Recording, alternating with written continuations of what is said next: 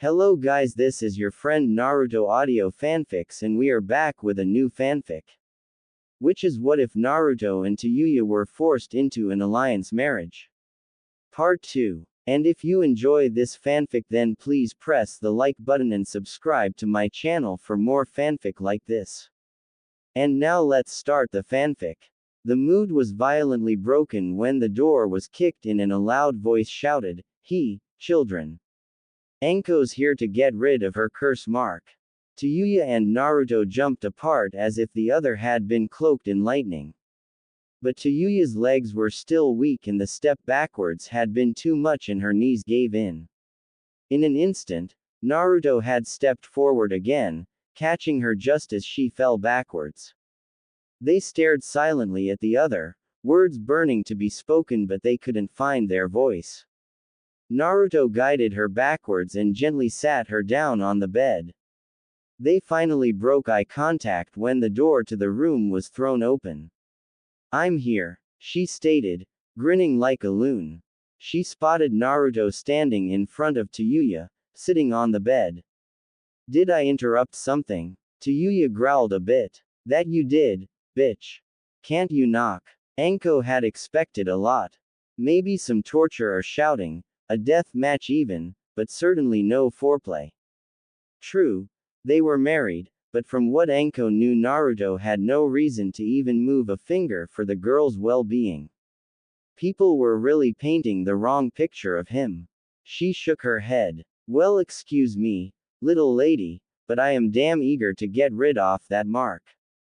I finished my mission as fast as possible to get back."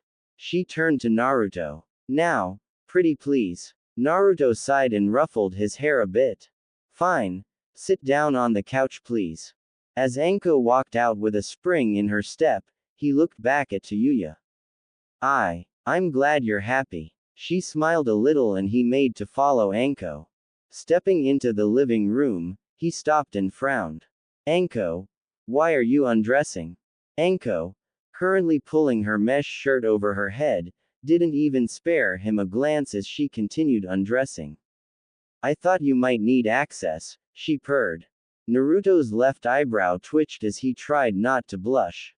"No, I don't. So please, dress yourself."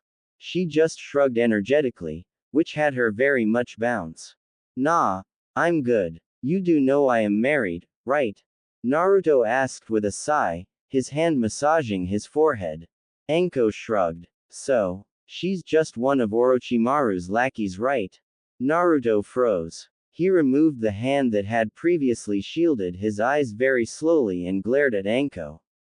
His eyes were hard, an anger boiling in them that Anko hadn't seen before. "Anko," he began lowly, "watch what you say. Whatever she was before doesn't matter. Now she is my family.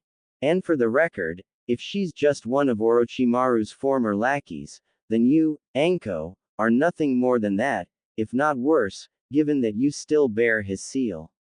So don't talk bullshit. I hate hypocrites nearly as much as liars." Lips curling in distaste, Anko grumbled something under her breath and began dressing herself.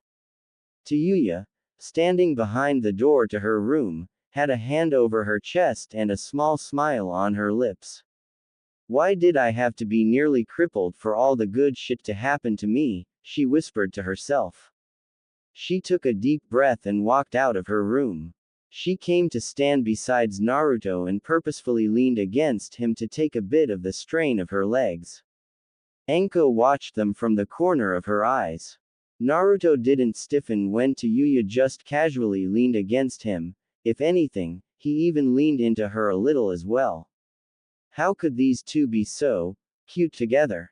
Anko would have put her money on the red hair. The boy must have had a thing for it. Now that she was fully dressed again, Naruto pushed the coffee table out of the way and sat down in front of her. She frowned when for several seconds, he didn't move at all. She was about to poke him with her feet when his eyes suddenly snapped open. Anko had to suppress a shudder. These golden eyes, they reminded her of Orochimaru for a second. But they weren't. Naruto's eyes were golden, not yellow, and there was warmth in them, not the insanity that was home to Orochimaru's very core. He held his hands out for her to take. Okay. He said, no matter what, you can't let go.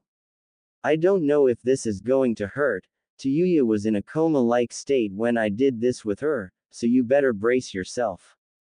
When Anko nodded, he continued.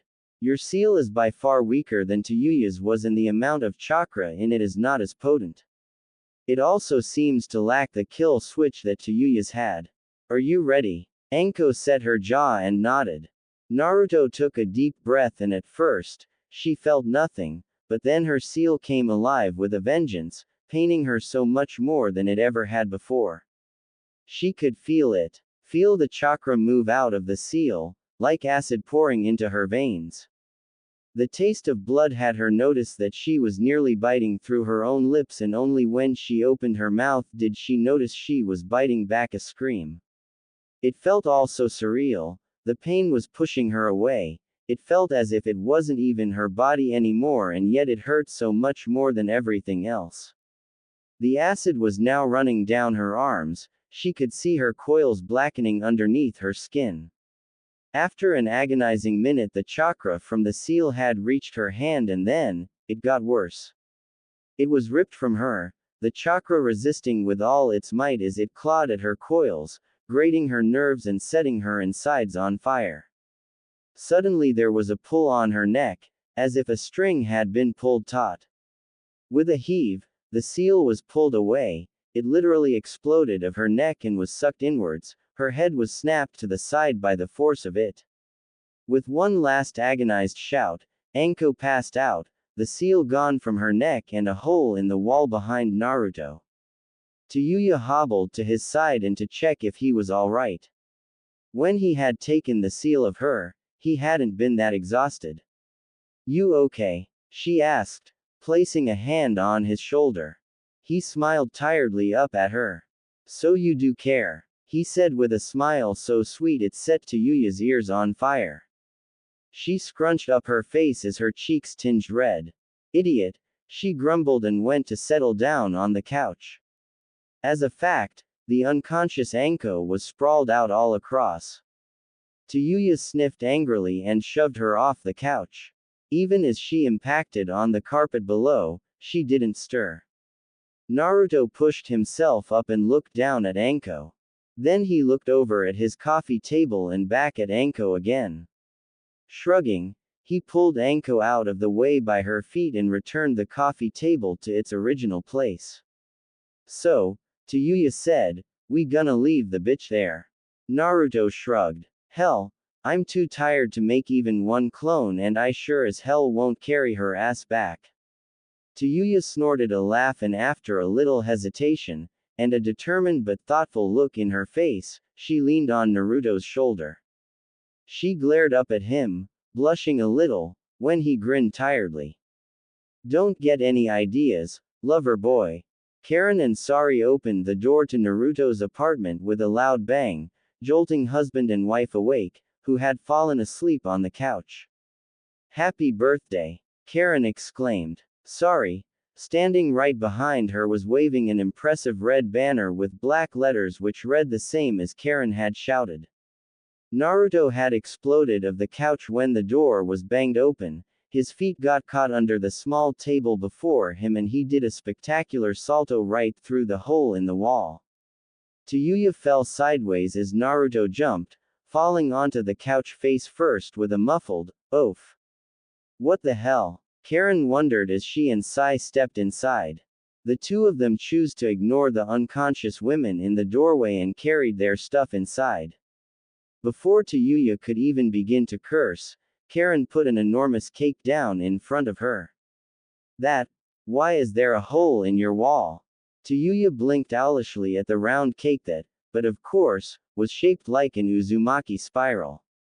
What is that? While Tayuya was busy being sleepy and confused, Sari took it upon herself to attach her banner over the kitchen range that separated the living room from the kitchen. Happy with her handiwork, she pulled out a scroll from which she unsealed the teddy bear she had with her in the morning. Nodding to herself, she placed it on the couch to sit beside Tayuya. She nudged the girl using the bear's fluffy paws and smiled widely at her when she turned around to face her. When she didn't respond aside from the confused look she got, Sari continued to poke her with the teddy bear. Tayuya swapped the fluffy bear away. Stop, Shesh. What is all this? She said, gesturing to the cake in the banner. Sari rolled her eyes and twisted Tayuya's head towards the banner and pointed at it. Karen laughed. It's your birthday party, dummy. Then she looked around. Say, where is Naruto? Hanging out in the tree outside of the apartment was the young man in question. Having launched himself right into the branches of the green waiting outside, Naruto was busy brushing leaves out of his hair. God damn it, he grumbled as he turned around in the leaves to gain some sort of footing on the bigger branch below. But just as he was about to hop down the tree, his still enhanced senses picked up a presence nearby. Whirling around and losing his balance, Naruto managed to spot a masked ninja, an Anbu, flicker away from atop the water tower across the street before he oh so ungracefully dropped out of the tree. But his mask had been blank.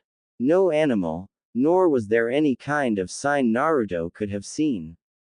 Just a blank white mask and, judging by the fleeting feel he got for the masked ninja's emotions, he had none.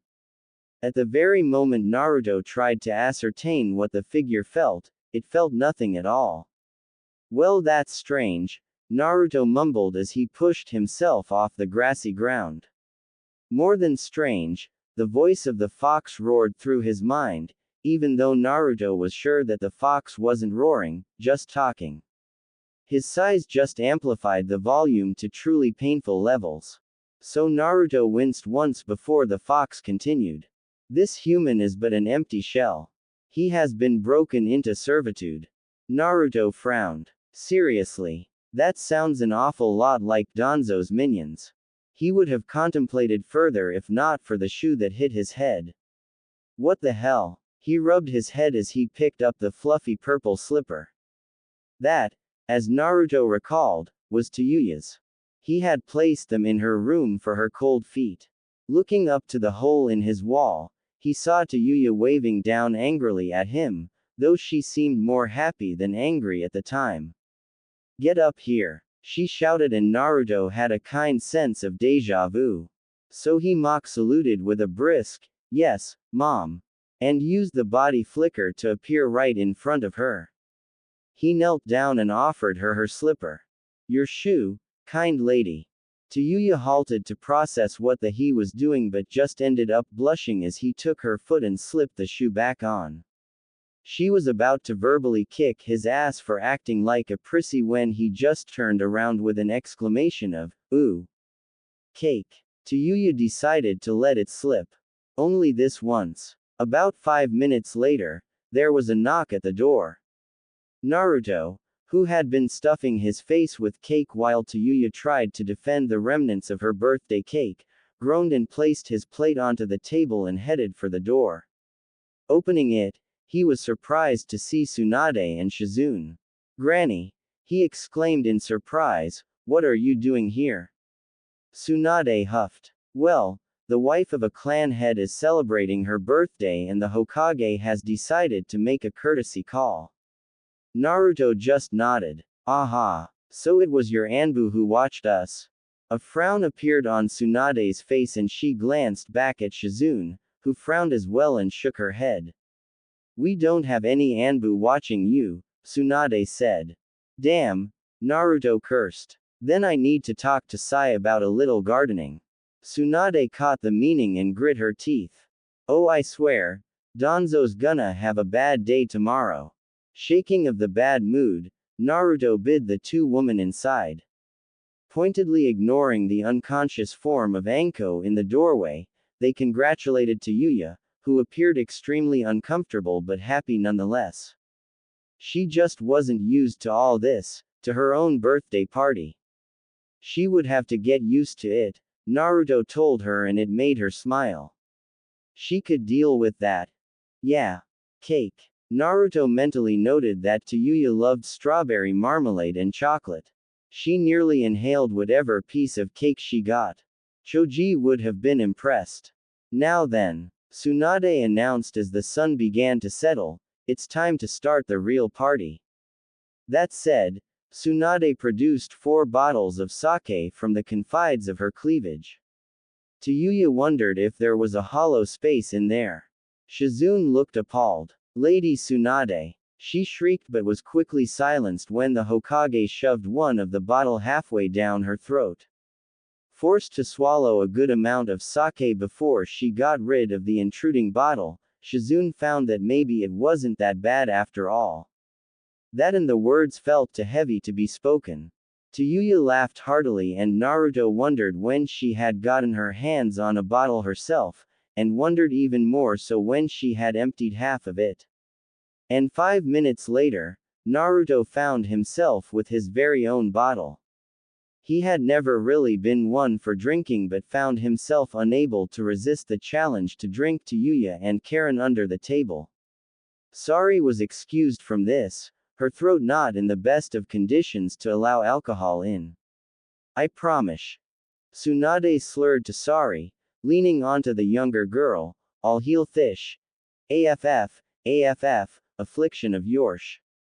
The Uzumaki could but nod, her hands were trapped under Tsunade's bosom as the woman lay halfway on top of her on the couch. Sari took a moment to look around. Karen was drunk. It was easiest to be described as that. Currently, she was crouching unsteadily over Anko's still unconscious form and was drawing something on her exposed belly with some red crayons. Or maybe it was lipstick. Shizune was explaining to Naruto how to properly give birth to a child. And Naruto sat there, listening with rapt attention and half-lidded eyes as if he was sure to be able to do it after her instructions were over. Tayuya was sitting besides Naruto, or his lap, really.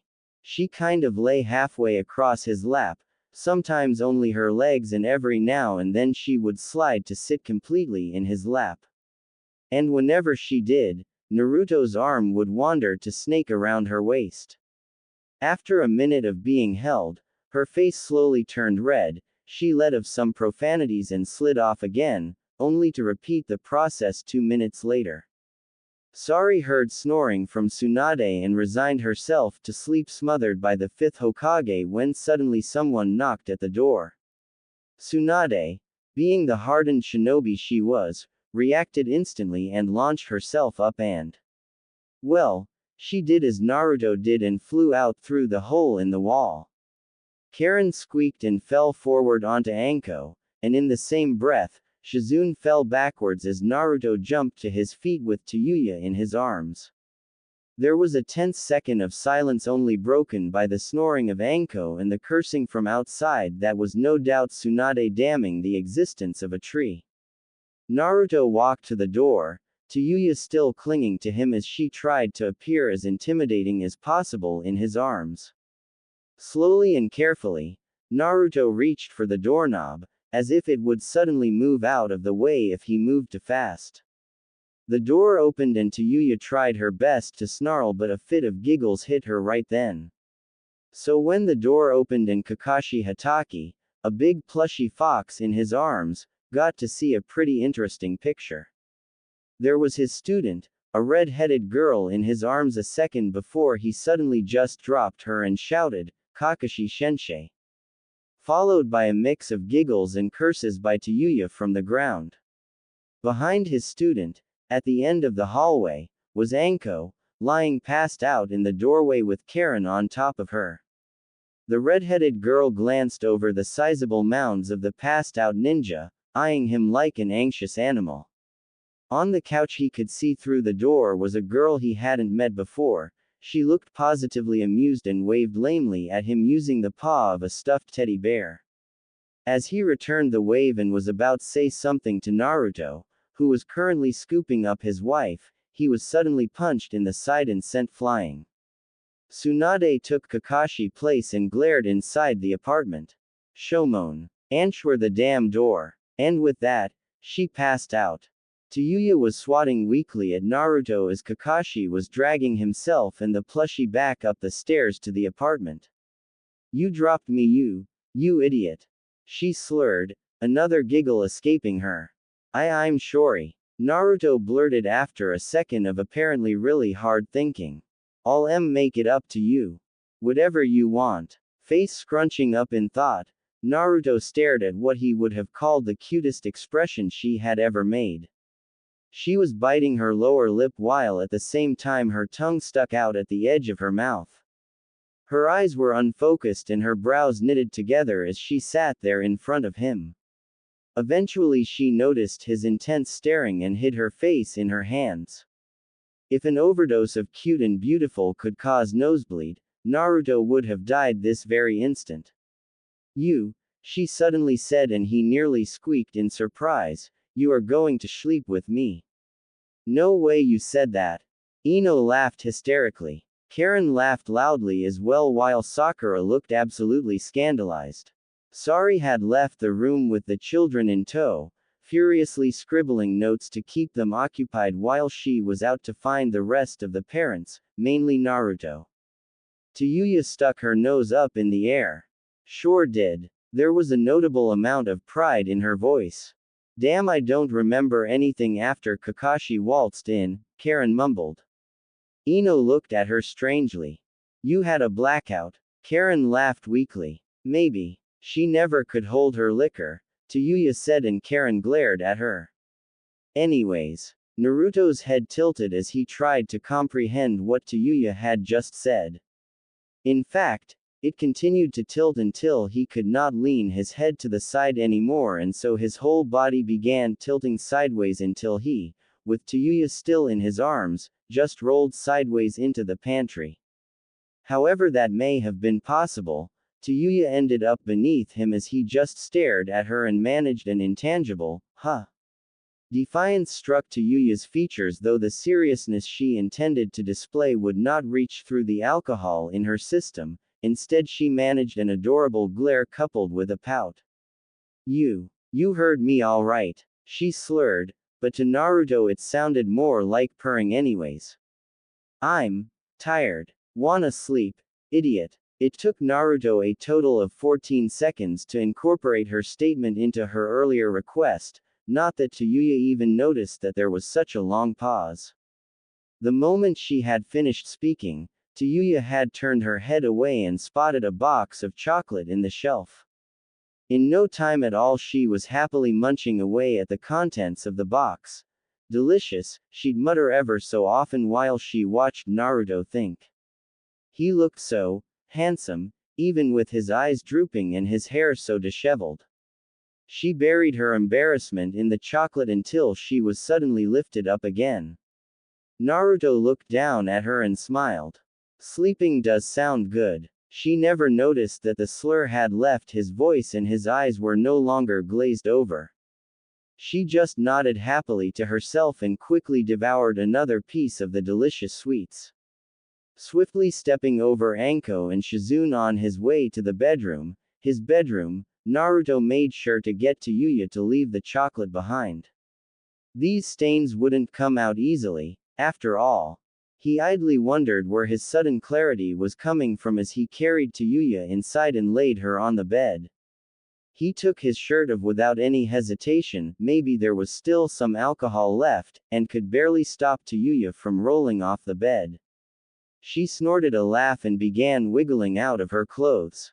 All the water vanished from Naruto's mouth as he watched her less than sensual way of undressing. He had a hard time deciding what the hell he should do now. Dress her again so she wouldn't kill him in the morrow. Just leave her here and hope she wouldn't notice him leaving. But deep down, he didn't want to leave her alone. He wanted to lay down with her, hold her and keep her warm. But wasn't he taking advantage of her drunken state? He looked over at her when the shuffling of cloth subsided. Her amethyst eyes stared at him and he was shocked to see the tears in them. Tayuya, what? So you don't want to, huh?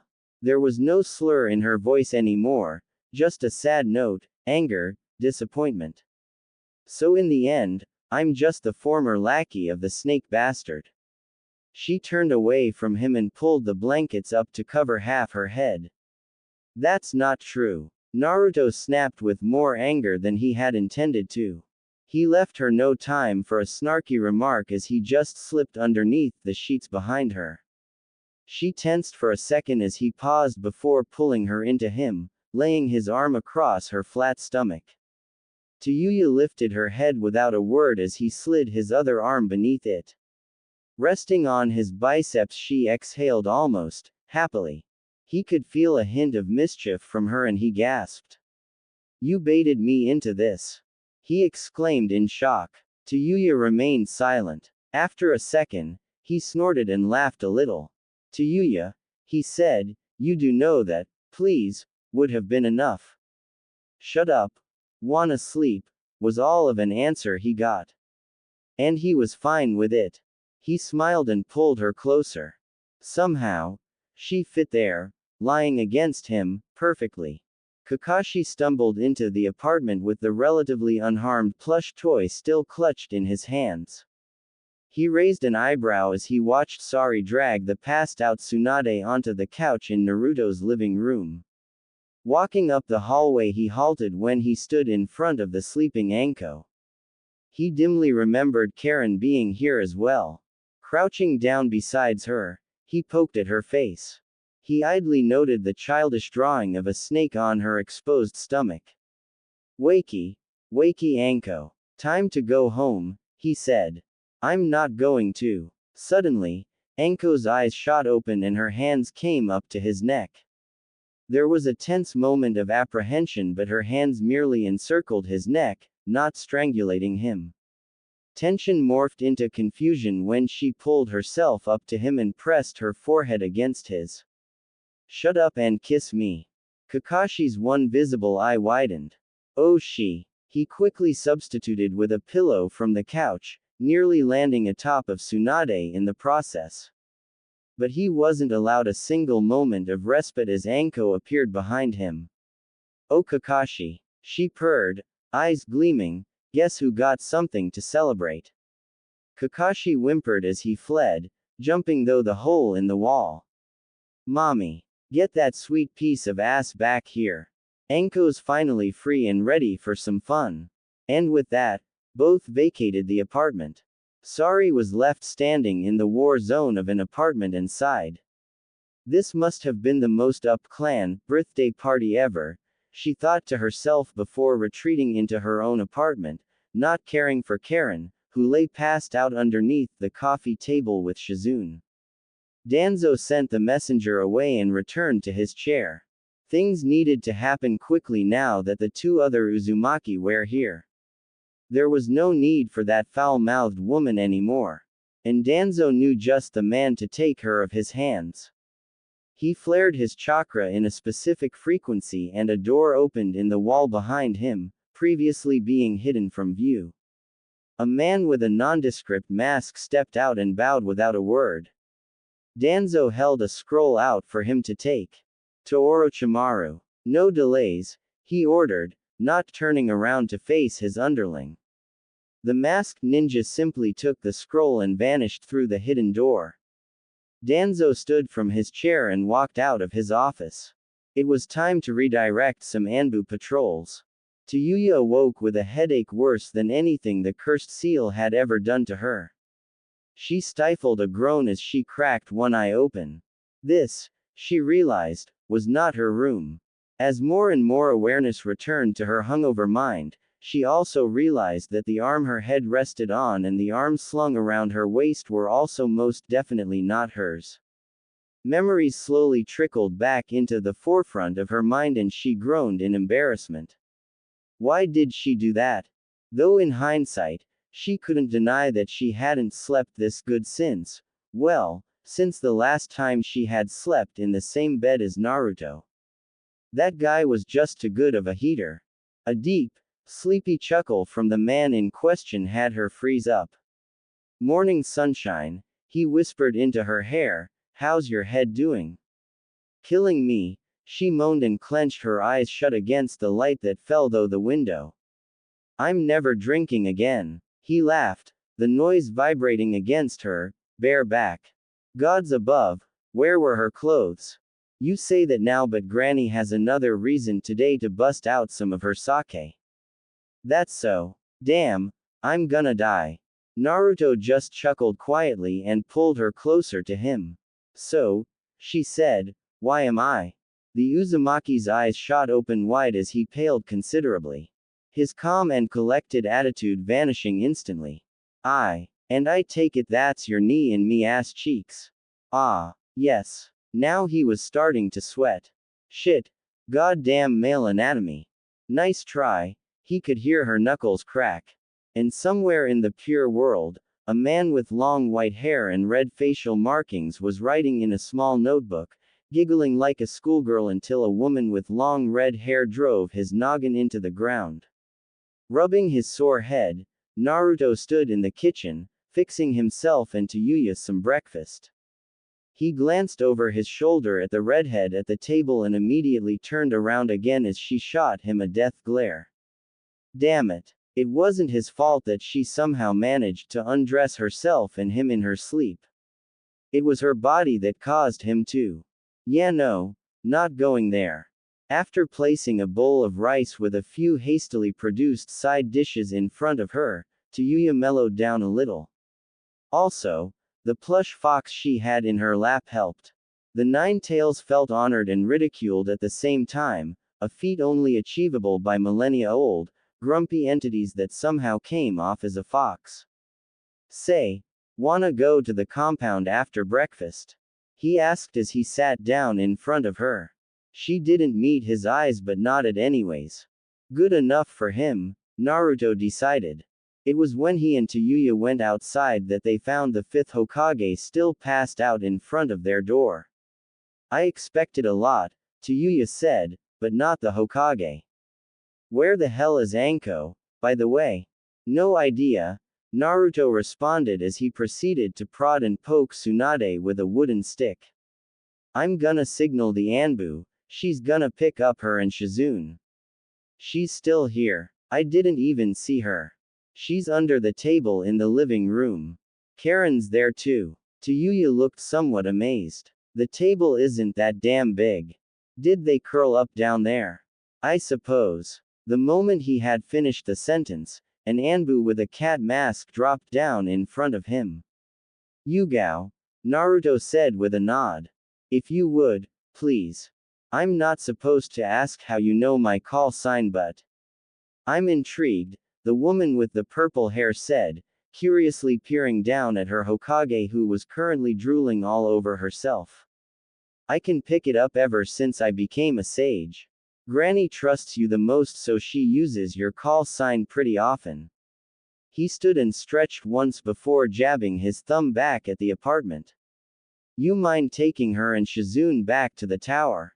Yugao nodded briskly and headed inside. Naruto and Tayuya were walking down the stairs when they heard Yugao's voice from out of one of the windows. Now please, Lady Shizune, let go of Miss Karen. Please. It was followed by a long-suffering sigh. Wow, Tayuya said, sucks to be her.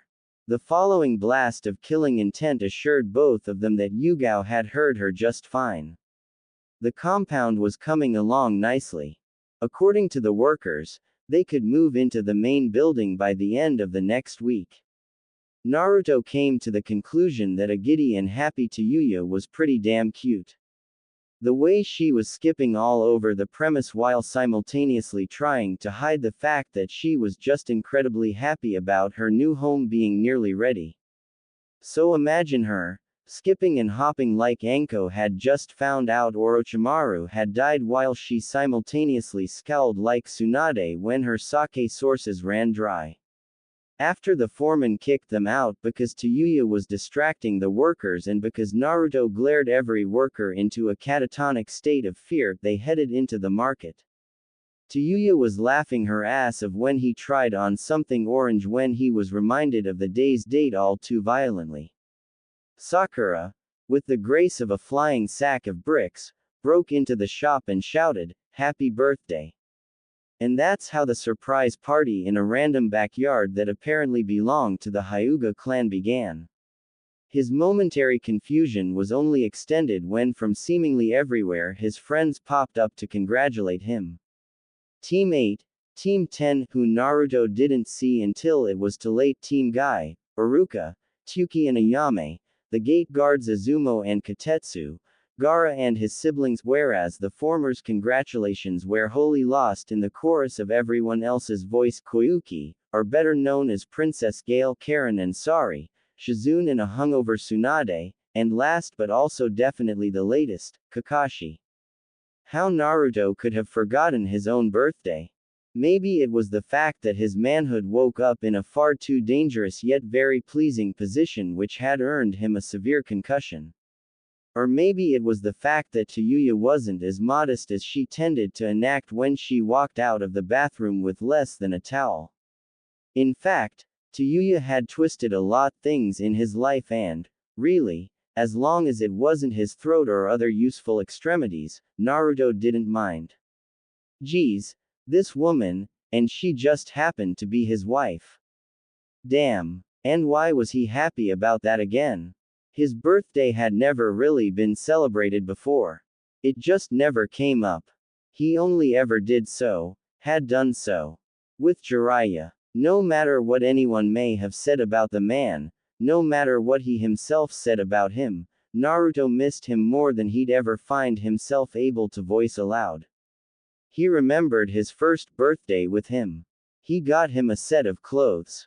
Sure, they were hideous orange and, sure, it was a crime to wear these as a ninja and even more so as a marked man as he was, but it felt so nice to just have them. A gift, the first he hadn't received from the third. Sakura gifted him a book. He was surprised when she wasn't sarcastic about it, nor did she tease him in any way about the fact that he didn't seem to know what to do with it. The book was about basic medical techniques and was written by Tsunade. It was, if he thought about it, damn useful to have. He was not surprised by the training weights he got from Lee, he didn't expect anything less. Nor did the speech he got from Guy that came with a green jumpsuit. Never would he wear it, but he couldn't just not accept it. Naruto teared up when Tsuki and Ayame declared that they would write up a contract with the Uzumaki clan and in exchange for protection, the clan would eat for free at the noodle bar. He had no idea what Hinata said, stuttered when she handed him the recipe for her ointment, but he thanked her nonetheless. Shino, as weird as it was, gifted him an ant farm. He was told that they were special, trained to defend a perimeter he could set up for them, working like an invisible alarm for intruders. That could actually be useful at some point. Besides, these things looked awesome. Can you imagine bluish ants that seem to carry swords and armor? Cool, I tell you. And don't you dare argue. Neji's gift was interesting. Naruto's eyebrow twitched when the Hyuga handed him a book on etiquette. But then again, it could be incredibly useful as clan head. From Choji, he got something he didn't expect. Property. A lot of property. Choji, Naruto said as he stared at the deed, I can't just, that's too much. The Akamichi shook his head.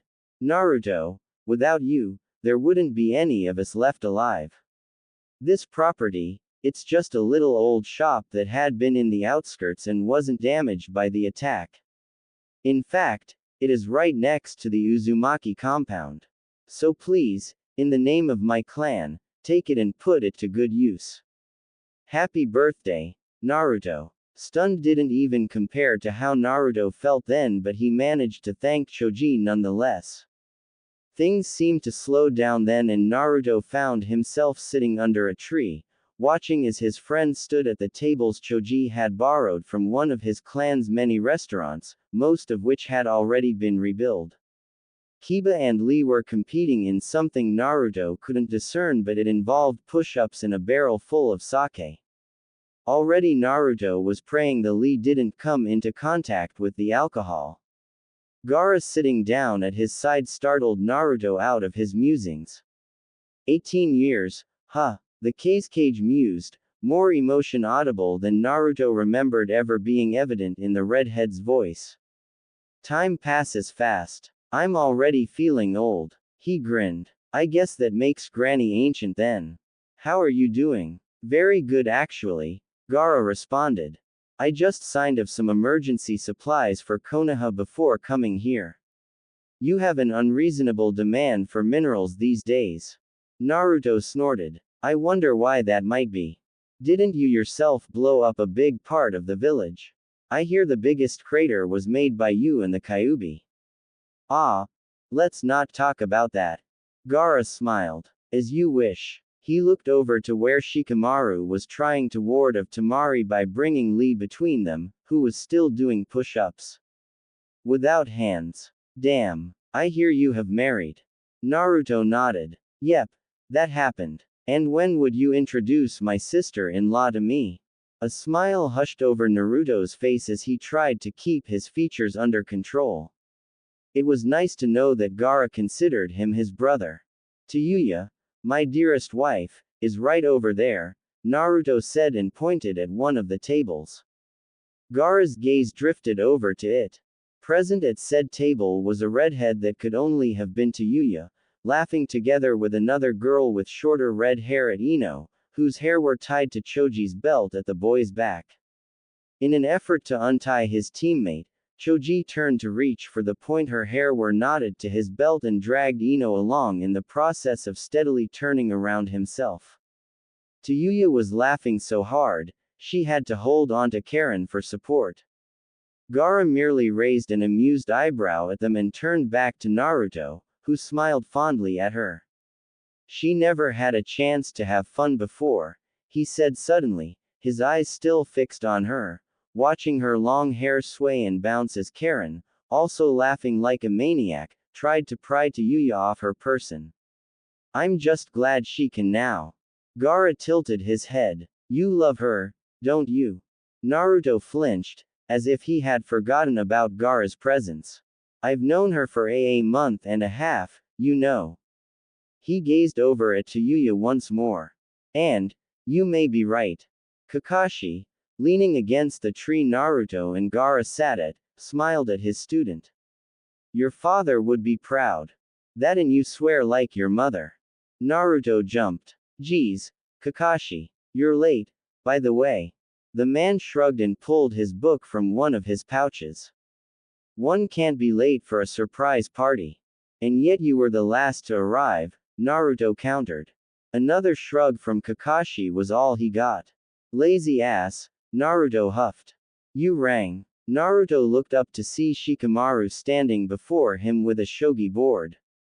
Care for a game? I wondered if you've gotten too lazy for that, Naruto joked. Huffing, Shikamaru set the board down. It will take some time for that to happen. Doubt it, Naruto countered, moving a piece and beginning the game. I put my money on Tamari. Once you admit it, you'll be too busy for shogi. Gaara raised an eyebrow. You do realize that you're talking about my sister, right? Shikamaru's nose twitched as he made his move. Yes, Lord Cage, I'm aware, Naruto said in mock affront. Doesn't change that she has the hots for Shikamaru here. Since when did you become an expert in that? Shikamaru asked, annoyance and fear for his integrity written all over his face. Naruto moved his piece and smirked. I'm married. Check. By the way. Shikamaru frowned down at the board. Or so I've been told. I remember her, you know. I assume you know who she is. Who she was, Shikamaru.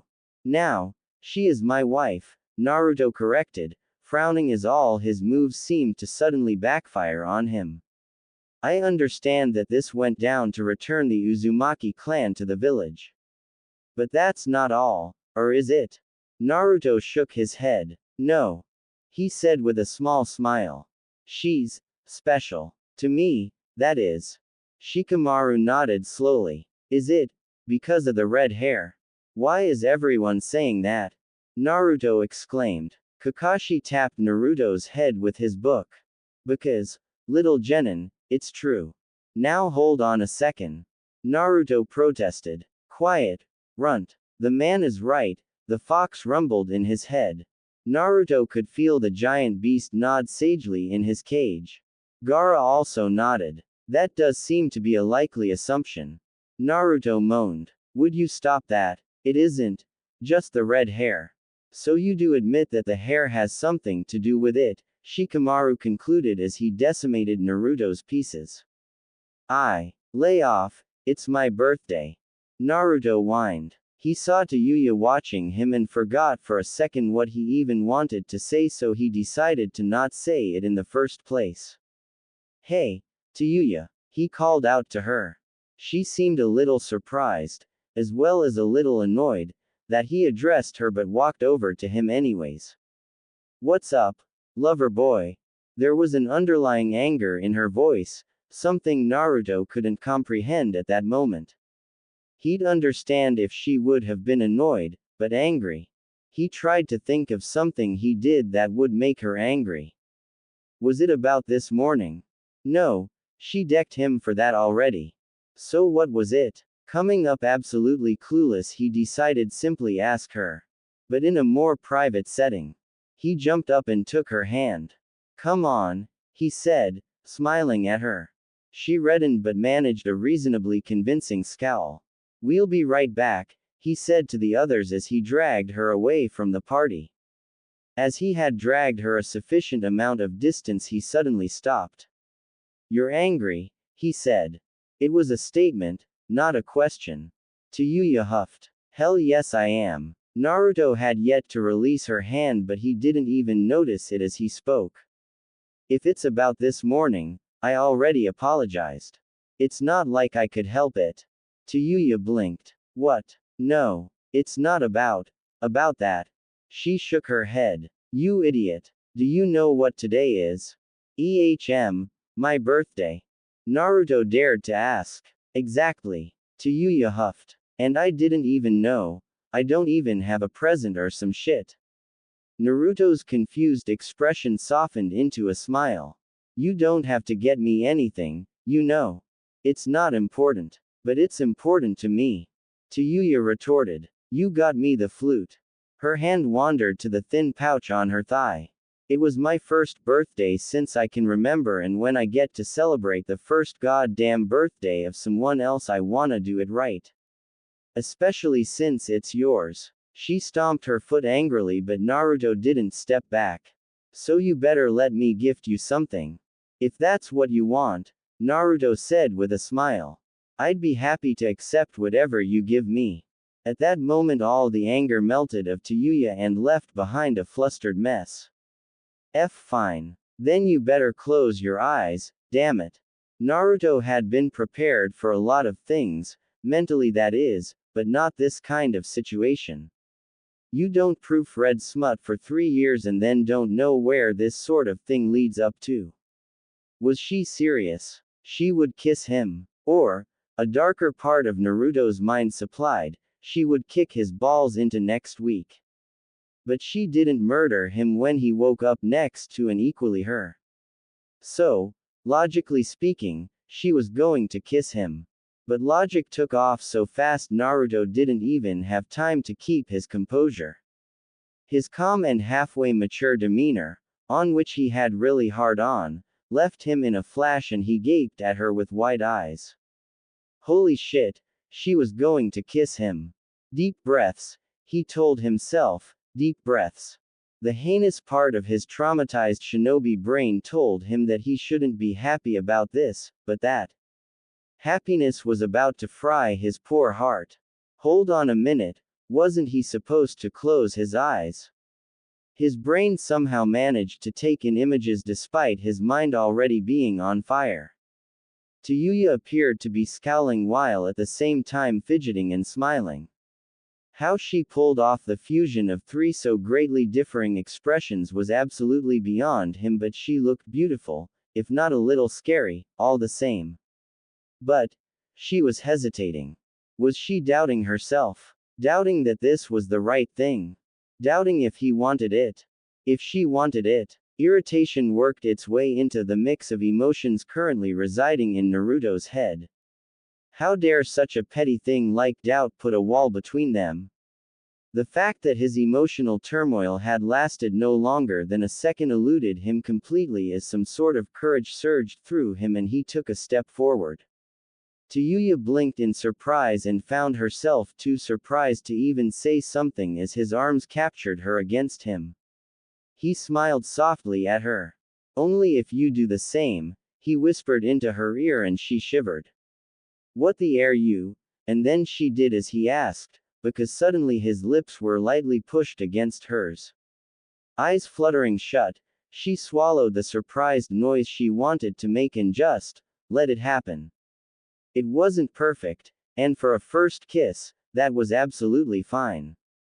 There were more teeth involved than both of them had expected, and the bruising wouldn't result from the intensity of the debacle. But Tayuya could honestly say that this turned out better than she imagined. And tastier. The whole thing lasted maybe 7 seconds, but they both smiled somewhat drunkenly at the other. "You suck at this, lover boy," she said with a cheeky grin. He laughed. "I'll have you know, you were better than Sasuke, if only barely." She made a face and swatted his chest. I don't wanna know how you can even say that." He shrugged, still smiling. "Yeah, I try to forget." She snorted and put her forehead against his collarbone. "You still suck." His hand under her chin lifted her head to meet his eyes. Half-lidded and darkened with something she couldn't put a finger on. "Maybe," he whispered, "but I hear practice makes perfect." Tayuya could feel his heart jump under his hands and see the nervousness in his eyes. But he was honest. She smiled wickedly. "So I've heard." It would have been just under a second before their lips would have met once more that Kakashi made an appearance. "Oh, am I interrupting something?" Naruto could feel the violent curse Tayuya unleashed against his throat before they both took a step back from each other. Her eyes were a storm of emotion and they broke contact just after a second to send a death glare at Kakashi, who leaned against a nearby tree. Naruto growled in annoyance. "For sake, Kakashi. This is literally the one time you should have been late." "Yeah," Tayuya agreed vehemently. "Get lost, old man." Now, the silver-haired Jonin said, stepping out from behind the tree. In his hands was a small box, just about a bit bigger than the man's hand. "Leaving you alone for any longer. Be honest, you wouldn't have returned to the party that way." Naruto opened his mouth only to shut it again, turn quite red and look at his feet. Tayuya wasn't so meek about it. She spat, though there was a audible lack of venom in her voice. Kakashi laughed a little. "You didn't deny it." He pushed the box in Naruto's hands, ignoring the stewing Tayuya and all the ominous insults to his person. "What is? Hey, where did he go?" Naruto frowned. Kakashi had flickered away already. "Sucker." He eyed the box in his hands. It was made of wood, looking worn, with a small red cord sealing it. "What is it?" Tayuya asked, almost innocently, as if she wasn't hanging on his shoulders then. He didn't even comprehend why she was there in the first place. "I don't. Why are you on my back?" he asked. She smirked, pressing her chest against his neck, wriggling for good measure. "Are you complaining, lover boy?" Wouldn't dream of it," Naruto rasped as he fingered the cord on the box. Tayuya laughed against his ear. "Oh, I'm pretty sure that you do dream along these lines." Naruto swallowed. Why the hell was she teasing him? "You wish. I know," she purred back and he nearly dropped the box. Right then Naruto felt an immense amount of dislike for Kakashi. Where would this have gone if he hadn't interrupted? Oh gods, if Tsunade broke out the sake again. He shook his head. Time for a headache would be after the binge drinking. Pulling the cord of the box, Naruto carefully lifted the lid. "A kunai?" Tayuya asked, looking at the three-pronged weapon. It appeared used, The blade was chipped at various places and the left tip appeared to have broken off a little. The handle was what seemed to be bronze and carved in it was an incredibly intricate seal. Tayuya couldn't even read a single letter of it. And Naruto, he stared at it with a fond smile. He picked it up and held it reverently in his hand. Looking at her out from the corner of his eye, he said, "It's my dad's." Kakashi must have held onto it all these years. Tayuya slid of his back and turned him around. The fourth Hokage, right? He nodded absently as he traced the still sharp blade. Then he looked at her in surprise. "You know, did I mention that before?" She smiled wryly. The snake bastard had a file on all the genin of Konoha. You, as the Jinchuriki, had the biggest. Huh. So even Orochimaru knew. Naruto snorted. I wonder to this day how the villagers didn't notice. I mean, I was his goddamn mirror image. Tayuya nodded. Well, no longer, lover boy. Now you are more than that. Warmth crawled into the depths of his heart.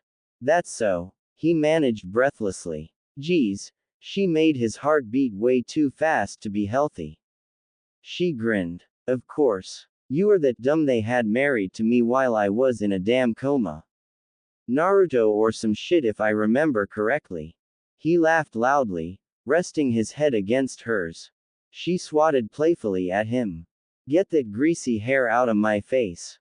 Oh, is it? He asked, rubbing the mop of orange hair, with the occasional red strand, right in her face. Tayuya laughed as it tickled her face. She cursed and hit him, but her resistance was meek. She enjoyed this far too much. Kakashi, standing on the branch of a tree not too far away, watched the two of them. He had never seen Naruto so genuinely happy, laughing like that. It pained him to think how he must have felt all these years of isolation. Even with his friends, Naruto still appeared alone to some degree. The only one who ever had some sort of understanding with him had been Sasuke. And when the Uchiha left, a part of Naruto broke beyond repair. When Jiraiya died, that part crumbled away and Naruto was forced to mature faster than everyone else. His friends didn't want to notice, but he was no longer the knucklehead they once met, no longer the loudmouth that had once annoyed them in the academy. Kakashi slid off his headband and looked up to the moon. I'm sorry, he whispered into the wind. His hand came up and pulled down the mask that hid his lower face. I should have been there for him, from the very beginning. I hope you can forgive me, sensei, and smile upon the man he became despite my failings. It could have been a coincidence, but it seemed to Kakashi that one of the stars above shone especially bright. It shone a pure yellow, near golden color down on him. With a final smile he pulled the mask up and put his headband back on. I see, he said, the future it is then. He vanished in a swirl of leaves, going to visit the memorial one final time. It was time to move on. Naruto was still laughing when they returned to the party but was loath to see that Tsunade was raising a cup into the night sky, toasting on her rotten luck. In the crowd he could see Tenten taking a bottle out of Lee's hand and he made a mental note to thank her later. Kiba was glaring at Neji and Neji was glaring right back at him. Between the two young men, on the table they shared, was a single, and obviously the last, cinnamon roll. The third person at the table was Hinata, whose eyes had a predatory gleam to them as she eyed the sweet pastry. Akamaru was fast asleep underneath the table and Ino busied herself studying the dog intensely with a dazed look. Already Naruto could smell the sake in the air. He really hoped that his Uzumaki vitality extended to his liver. Well, he was going to find out sooner or later. As soon as Iruka, who had been standing a little aside from all the festivities, spotted him, the gifting began anew. Iruka pulled a metal plate from his vest and handed it to him. That is, Naruto looked fondly at the plate. It was to be used for a headband, he was sure of it. Engraved into it was the Uzumaki swirl in great detail. It had been polished, but there were traces of use. He looked at Iruka, who smiled sheepishly. It took me a while, he said, but I found it eventually. It was your mother's. The following explanation would have needed air, which was denied to him by a fierce hug from Naruto. Just as he released his teacher from his hug, someone cleared his throat behind him. Kiba waved for him to come closer. So, the Inuzuka said, some time ago we had a litter of pups from one of our wolf hounds and well, I thought you might wanna see this little buddy. Kiba picked up a basket and held it out for Naruto to take. I guess, Naruto said, uncertain as to what he should expect. Tayuya was right beside him when he took the basket and crouched down with it. Sleeping on a shockingly orange blanket was a reddish puppy, its black-tipped ears twitching ever so often as it seemed to hug its overly long and fluffy tail. Tayuya sucked her lower lip in and Naruto could tell that she was trying not to coo. It made her look adorable, nearly as adorable as the puppy. It was Sakura, who had evidently had her share of Tsunade's sake, who squealed, followed closely by Ino. The noise roused the little one and it opened eyes as red as the blood in Naruto's veins. Now that he thought about it, the eyes were the exact same as the 9 tails. He's adorable and all, Naruto said, somewhat helplessly looking up at Kiba, but what do you expect me to do? Take him in. Kiba shrugged as he petted Akamaru.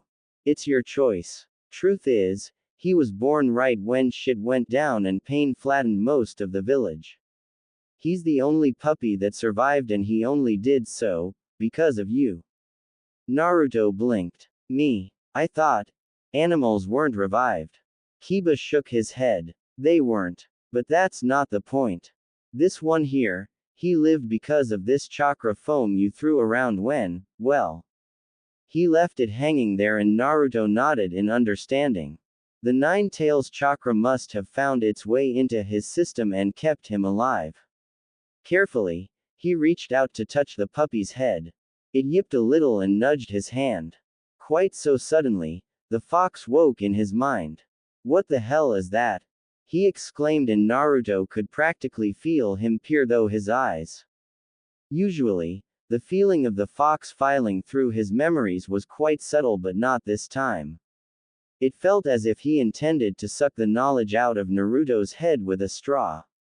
The feeling was truly unsettling and Naruto shivered when the fox decided that it was enough. What the hell? He cussed at the tailed beast. The fox's voice rang through his voice like an earthquake. Keep the pup. This little one has managed to absorb part of me.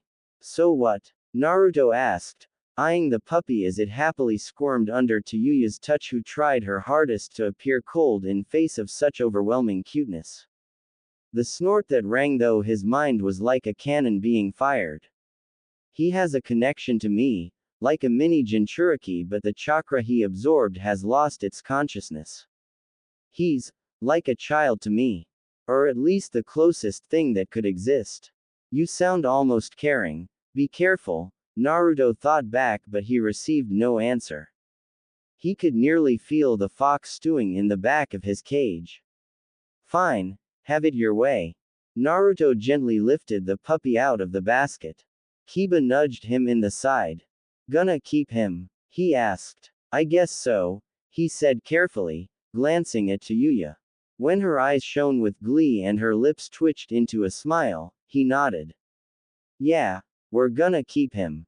Kiba nodded. Have a name yet? He doesn't have one. Usually the father names them, but old Iram didn't make it, Kiba said, looking quite sullen. Naruto had to constantly remind himself that the older Ninken could speak perfectly fine. He briefly wondered why Akamaru didn't talk, but he brushed the thought aside. So, a name. You want to name him? He thought towards the fox. He could feel him stir in his cage. Yes, actually. I would like that. It was the first time that Naruto didn't have a headache after the fox spoke. Well, he pressed. I'm thinking. You do realize that this is the first time I ever had to name anything.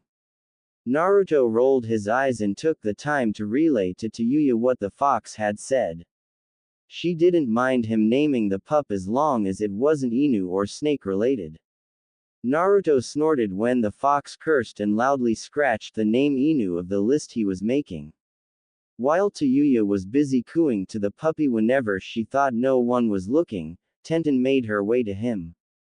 "Good birthday so far?" she asked. Her hands were behind her back, obviously hiding something.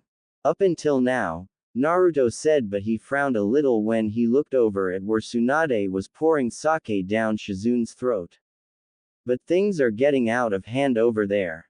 Tenten laughed uneasily. "Ahahaha. Maybe a little. Anyways," she held out a scroll to him. "Happy birthday." He thanked her and took the greenish scroll. It bore a simple storage seal, so he made quick work of unsealing it. A beautiful knife dropped into his hand. The blade of sleek black was a bit longer than your average kunai and attached to an ornate, dark red handle that was decorated with the Uzumaki swirl. Engraved into the metal were intricate seals, powerful ones at that. Karen and Sari helped. Tenten supplied when she saw him eye the seals. He smiled at her. "Thank you, it's beautiful." She grinned. "If the Uzumaki ever need to stock up on their arsenal, you know where to go." "Definitely." Naruto laughed, sealing the blade back into the scroll and pocketing it. Time passed and at some point Naruto found himself unable to escape the ever-increasing amount of sake that was going around. After the third toast to his name he decided that he couldn't wake up with such a vile headache again and decided to call it a day. But they wouldn't let him. Damn drunks. Karen, Sari and Tayuya all sat at the same table, spinning a bottle as he came to sit with them if only to escape Kiba lamenting about Hinata not noticing him. Something about it felt ironic to him but he couldn't put a finger on it. "How ya? Girls holdin' up?" he asked but received no answer as the three of them had their gazes fixed on the still spinning bottle. Eventually it stopped, pointing at him. What? They were all staring at him, expecting him to do something. "Drink." Karen barked, pushing the bottle over to him. "What? But I'm not even playing." "You are now." Tayuya slurred, slapping her hand flat on his back. "Bottoms up." Somewhere behind him he could hear Tsunade agree loudly with his wife. Naruto grumbled but took the bottle all the same. What bad could it do? As the alcohol burned in his throat he absently wondered if all ninja were such hardcore alcoholics or if it was just Konoha. It was roughly an hour later that people started heading home. Hinata, being one of the less intoxicated guests alongside Neji, was busy arranging for those who were truly out of it to be brought home. Naruto could see that Temari was dead set on going with Shikamaru, who in turn tried not to have a stroke with the death glare he received from Gaara. Sari had the dubious honor of heaving Karen back to the apartment while Naruto, who was also quite drunk, was sitting on the ground besides Tayuya as both of them studied the yet-to-be-named puppy chase its own tail. "Think he's ever gonna get it?" Tayuya asked, swaying a little even while seated. Naruto shrugged. "Guess so. Maybe if he wasn't running all the time, you know." "URK, turning in circles." "Shut up, lover boy," Tayuya moaned, "the world's spinning enough already." Naruto snorted and bumped her shoulder with his. "I dimly remember you told me you'd never drink again. Just this morning too." She waved her hand dismissively. That was in the morning. Now I'm drunk and it's in the evening. Times change." Naruto shook his head, instantly regretting the action as his world moved in ways it definitely should not. I just don't want Cha to be angry at me again when we wake up in the same damn bed." Quite suddenly Tayuya punched his arm. "But I don't mind waking up in the same bed." She, too, shook her head and she, too, could nothing but regret it. Damn spinning shit. I mean, I never slept any better in my whole damn life. Nodding sagely, Naruto agreed with her. Yeah, I get what you mean, your ass was so perfectly nestling my. Tayuya's palm impacted hard enough with his mouth to throw his head back. She was bright red in the face and the alcohol seemed to evaporate through her ears. I dare you to say another word. I dare you, lover boy. Naruto's stunned and drunk countenance made way for absolute seriousness. He grabbed her hand and held it with both of his own and stared directly into her eyes. No, no, I can't keep quiet about this. Your ass is absolutely perfect. Poetry in motion, I say. Now it was Tayuya's turn to look absolutely gobsmacked. What the air you? Shut up. You can't just. I can and I damn well will. Naruto seemed to have reached a whole new level of drunk. Obscene honesty. Oh boy. You are the most beautiful thing I have ever raked my eyes over, and I swear on Ero Sennin's grave that I was never harder than I was for you. Okay. Maybe he was just horny. Horny and drunk. In any other situation, and without any alcohol, Tayuya would have ripped his head off and shoved it where the sun wouldn't dare to shine, but alcohol, and hormones for that matter, did funny things to a girl. Really? She asked breathlessly, sounding almost awestruck by his hard facts. Naruto nodded vigorously, his enthusiasm far too akin to a green spandex-wearing man, who was currently hunting for Kakashi to drink him under the next table. Absolutely. He brought a hand to her face, tracing her jawline and lips tenderly. Never have I wanted to kiss someone as much as you, to strip you down and kiss every inch of your beautiful skin. To take your hips, spread your beautiful legs and. Abruptly he stopped, and Tayuya, who had a strangely dreamy expression on her face while drooling slightly, snapped out of it and found Naruto slumped forwards. She could only hold him up for a second before she, too, suddenly blacked out, courtesy to a chop to the neck. Yugao, Tsunade slung over her shoulder, stood over the two unconscious Uzumaki and shook her head. I swear, Uzumaki blood is no good with alcohol. Yeah, I actually remember that, Sakura said, rubbing her chin. I woke up on a tree in the academy yard. Ino raised an eyebrow at her. Wasn't the party on the other side of the village? Sakura scoffed. Like you were any better. I remember seeing you trot out of the Hyuga compound in your underwear. I was there too, Karen interjected. Sheesh. We really can't hold our liquor. Sari was just all the way ashamed of her fellow kunoichi. Drunks, she would have mumbled if she could. Tayuya awoke feeling warm. Too warm, in fact, but also incredibly comfortable. For whatever reason, it confused her that she didn't have a headache, but she wasn't going to complain. Instead, she nestled herself further into the warmth. She chose to ignore the fact that her warmth grunted when she adjusted her butt to it. Refusing to open her eyes despite the sun rays that fell into her face, she moaned in displeasure. She used her elbow to poke the warmth in the ribs. Son. She whispered, make it stop. There was a grunt, and a bit of the warmth that had been wrapped around her shifted for a moment before returning to pleasantly hugging her. Soon enough the sun was switched off, or something along these lines, and she returned to pleasantly being held, stark, by Naruto, also stark. Ah, the glory of the morning after. Tayuya's eyes opened wide, but she couldn't see shit. Maybe the idiot had really taken out the damn sun. Huh, nice. But she had to take care of matters at hand. Well, at her butt, really.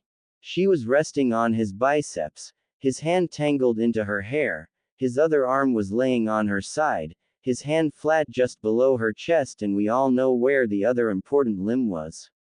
And Tayuya was very much aware of it. Pleasantly aware of it. And that's what scared her.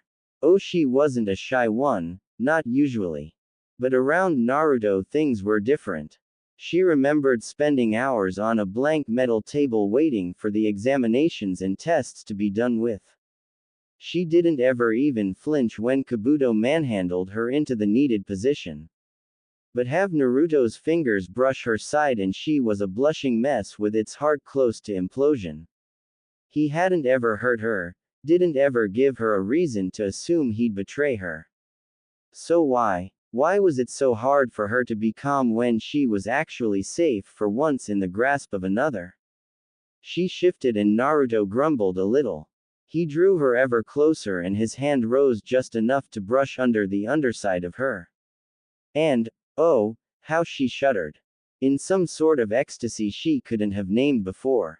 She sucked in her lips, gnawing at them as she tried to move upwards so his hand wasn't touching her any more than she could take. The fact that she could have woken him up escaped her completely. Or maybe she just didn't even want to. She shifted high enough for his breath to tickle her neck as he began nuzzling his face into her soft skin. Tayuya mewed when he suddenly shifted his hips and the warmth was suddenly between her thighs. Oh dear, things were getting hot, really hot, for Tayuya in ways she hadn't experienced before. Naruto pulled her back down, back into him and he was suddenly pressing against her in all the right ways and a breathy moan escaped her. For all that is holy. Tayuya's mind was more than a little foggy, her lower body more than a little hot. She fidgeted, not because she was uncomfortable, more because she needed him even closer to her. Naruto had been hugging her before, but now that she was kind of moving her hips he suddenly really pressed her against him, the delicious friction and the pressure of his skin on hers. Tayuya felt like she was going crazy. Exclamation mark quote. She breathed, her breath probably hot enough to give produced a small puff of steam. Her hand moved backwards into his hair, pulling him into her neck. She couldn't tell if he was awake or asleep, if he was dreaming or just moving on the same instinct as her. But then he kissed the nape of her neck and she didn't know what to do. He was awake. Awake while she was grinding herself against him. She had planned on saying something but he suddenly twitched against her center and she choked on her words. His hand curled deliciously against her skin, igniting a fire in her chest that traveled lower and lower with every second. Tayuya was certain her could cut diamonds by now and judging by the unique feeling on her upper thighs she was wet. Wet enough to be leaking. God damn it, she was horny beyond belief. And, judging by his harsh breathing and the degree of hardness of his, hardness, so was he. The hand in her hair turned her head and she suddenly stared into his eyes, despite the darkness. Tayuya, he breathed against her, his heart jumping against her shoulder. We can't. I'd love to but. He had trouble conveying what he wanted to tell her, the fog of the heat receding just enough for her to open her dry mouth. I don't understand. Her word failed her. Why couldn't they? What couldn't? He pulled her closer, his lips brushing her ears. His words were hot against her skin and she found herself leaning against him. Not yet. Just not yet, Taiyu. Why? She huffed back. Why the not? I want you, badly as you can maybe tell. She moaned a little as she shifted herself against him. No shit. But I want you to do this when we're both ready. And not because we woke up horny as. Naruto swallowed. He feared to do something wrong, that this next step could be too early or hurt her. And he couldn't forgive himself for rushing things now. She chuckled dryly. She, too, was scared of this more than she'd like to admit. Horny? Yeah, horny and hard, lover boy. He pouted. Not like I could help it. Oh, I remember how you praised my backside yesterday, she said with a smug grin. Naruto groaned into her hair. Wow, you remember that? Tayuya just wiggled her prized and praised butt against him. I do indeed, lover boy. The fog had receded from her mind completely, which didn't make her any less horny. Just looking into his eyes had evaporated her insecurities as if she had imagined them all along. So we won't, she purred, but I guess there's a lot to do before that comes. Naruto swallowed thickly. Oh dear. Then again, he wasn't about to complain. Ino and Sakura nodded excitedly. Karen looked somewhat ill hearing things like that from her quasi-sister, and Sari had left the room to search for Naruto, who should have returned by now. I knew there was something different when we meet the day after. Sakura exclaimed proudly. Ino snorted. Yeah. She limped. God stop. Karen pleaded. Can't we talk about how you unlocked the bloodline? Isn't that more interesting than my brother's? Oh. Speaking of. Ino spoke up. Is he big? Staff. Karen wailed, covering her ears with her hands. Tayuya laughed heartily. You won't ever find out, Blondie. Besides, I didn't limp, and how I got Naruto to use his bloodline was just as hot. Karen facepalmed. Perverts, all of you. Sleeping arrangements were changing, slowly but steadily. After their escapades in the morning after Naruto's birthday, every night it was the same. They'd go to bed in separate rooms, only to end up in the same bed anyways. For whatever reason, both were too proud to admit that they wanted to sleep in the other's embrace. Naruto too confused, while Tayuya was too suborn, red embarrassed. It came down to the uncomfortable situation of the two of them running into each other while sneaking out of bed, fully intending to creep into the other's room. And, considering it was about 2:30 in the wee hours of the morning, both did a very good job of appearing wide awake in under a second. Ah! They both exclaimed and took a step back. Tayuya bounced back faster than Naruto. I was just, getting some water, yeah. Same, Naruto managed. Headstrong as she was, Tayuya continued walking into the direction she was originally headed. Naruto chuckled, his heart warming as she still walked towards his door. Wrong way, he whispered. Cursing silently, Tayuya waddled after Naruto into the kitchen. He pulled 2 glasses out of the shelf that would have been too high for her to reach anyways. Filling it up at the faucet, he placed it in her hands. She absently added as she watched Naruto. He was shirtless. Nice. She was certain that he was warm too. His warm skin against hers, that sounded just like what she needed now. Wonderful warmth and abs. Tracing them would be nice. She wondered if he would shiver if she touched him. Would he groan? This deep rumbling noise he made in the back of his throat. MMMH, she really wanted to hear that right now. Tayuya. His voice made her blink. She had nearly dropped her glass. Looking up, she found that Naruto was unusually close to her. She also found that her hand rested on his stomach. Curious, she curled her fingers against his skin and dragged her nails down. He growled lightly. She backed away just a little and downed her glass in one go. Tayuya met his eyes unflinchingly. She had enough of this tiptoeing. Bed. Now. She didn't look back to see if he was following her, she didn't need to. Not a second after she had lifted the duvet of his bed, his arms were already around her. They didn't go to bed alone again afterwards. The meeting room of the main building was bare of any furniture as of yet, save for the round table in the middle. At said table sat the wholesome of the Uzumaki clan plus Tsunade. It was the very first unofficial meeting of the clan. The general public had no idea that the clan was taking position in the village again, and until the wedding day, things were supposed to stay that way. The topic of this meeting were the future plans of the clan. Naruto had also things he needed to relay to Tsunade, and in his own new home with enough silencing seals to contain Sakura's screeching seemed to be the best choice for that. Karen was already planning to build a facility on the premise of the clan that would act as her research center for sealing and medicine. Sari's request would be to get the manpower to retrieve scrolls and texts from the ruins of Uzushio so as much as possible of the clan could be preserved.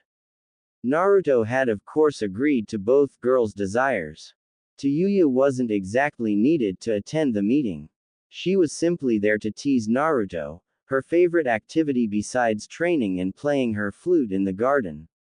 Okay, Tsunade said, rubbing her temple, we can dispatch a team with you in about 2 months' time.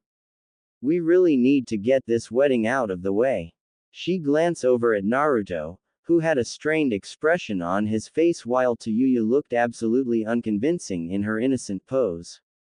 I don't have to expect any problems there, do I? Naruto swallowed and moved Tayuya's foot from his lap. No, I don't think there's going to be any sort of problem. On our side, at least. But that can wait. Tsunade nodded slowly. I see, or at least I think I do. Karen. In response, Karen slid a scroll over the table to the Hokage. I plan on building a lab on the premise. For sealing and medicine, preferably combined. That got Tsunade going. Now that sounds interesting. I was going to ask about the contribution in the first place. Contribution? Tayuya parroted, giving Naruto a break. Just as he thought he might have time to cool down, Tayuya sat herself down in his lap. No one seemed to see, or at least didn't care. When he exhaled carefully, she smirked deviously back at him. Yes, Tsunade confirmed, like the restaurants and food trade of the Akamichi, the deer of the Nara and the military support from the Aburame, Hyuga and Inuzuka. You get what I mean. If the Uzumaki contribute in terms of research and seals, that should be more than enough. Granny, Naruto spoke from Tayuya's shoulder where he rested his head, I hope you get that we don't have the capacities for any of that yet. We'd have to request D and C rank missions for workforce and I don't think we can afford that. No, actually I'm sure we can't. Tsunade blinked. Yes, that is absolutely right. I didn't expect you to think that far ahead, Naruto. The clan head snorted. You expected me to do this job but didn't expect me to do it right. This is my family we are talking about, of course I'll think ahead. Shaking her head, Tsunade brought a hand to her forehead. This boy was growing up faster every day. Hell, he was already married. Gods, she was getting old. Was this how Sarutobi must have felt? While Karen discussed the details of her plans with Tsunade, Tayuya turned in Naruto's lap until she eventually straddled him. You just love this, don't you? Naruto asked her. She grinned. Yeah, I love making you squirm. Naruto returned the grin and leaned forward, lightly biting a spot on her neck, the very same that had once been covered by her curse mark. The skin was still somewhat tender and more sensitive than it normally could be. When she gripped his shoulders tightly and sucked in a shuddering breath, he smiled. Two can play that game, Taiyu. The gleam in her eyes was tripling his blood pressure. I feel like we could cross the line tonight, lover boy, she purred lowly into his ear. Oh God, how did he deserve this woman? He was about to kiss her when Tsunade cleared her throat. We'd all be happy about children, she said, just don't make them when I'm in the same room. Tayuya huffed and glared at the Hokage. You won't stop me. Better leave the room, hag. Tsunade growled, but said nothing on the matter. She shook her head. Anyways, Naruto, you wanted to speak about something. Broken out of his daze, Naruto reluctantly moved Tayuya out of his lap. Yes, he said, I need an Anbu around the premise, preferably Yugao. And why is that? Naruto sighed. I suspect Danzo is keeping us under surveillance ever since Karen and Sari arrived. I can always sense one of those emotionless puppets near. The Hokage frowned. You can. Right now too. No. They don't dare come too close since I killed one a week back. Tsunade dropped the cup she had been bringing to her lips. You what? You heard me, Naruto said. I killed one and sent his corpse to Danzo. Ever since they keep a greater distance from me and Tayuya. Oh, Tsunade cursed lowly. Why did you? You could have informed me. The smirk on Naruto's face was devious.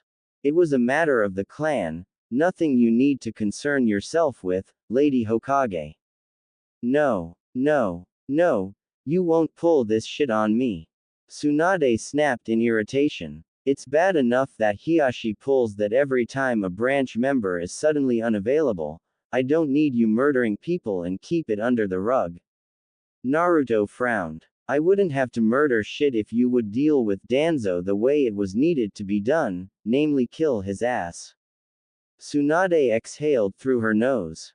She glanced at Tayuya. Girl, I can't decide if you were a bad influence or if the language really is a clan thing.